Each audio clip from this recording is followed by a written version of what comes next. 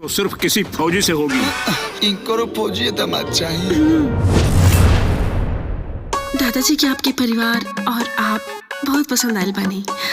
अब जब green signal मिलिएगा। मैंने पहले ही कहा था मेरा होने वाला दामाद एक फौजी होगा। तुम अपने आप को एक फौजी बना लेना, फिर मेरे सामने आना। फौजी बनल दाल भात के कवर हका के जे सन्नी खा गनी। फौजी बने खातिर नु हेजे गोली खाए के पड़ेला।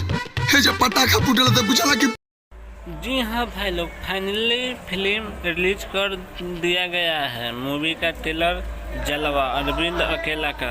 तो आप लोग नहीं देखे हैं तो आप लोग ट्रेलर देखकर बताइए ट्रेलर कैसा है। बहुत ही अच्छा ट्रेलर है, बहुत ही खतरनाक है, जिसमें त्रिपाठी मिलते हुए इस अरविंद अकेला कल्लू को देख लेता है और बोलता है सन कि तुम इसी से शादी मत करो, हम दूसरा जगह शादी सेट कर दिए थे, फिर तुम इससे कुछ और बन जाओ, तब मेरे बेटी से हाथ मांगने आना।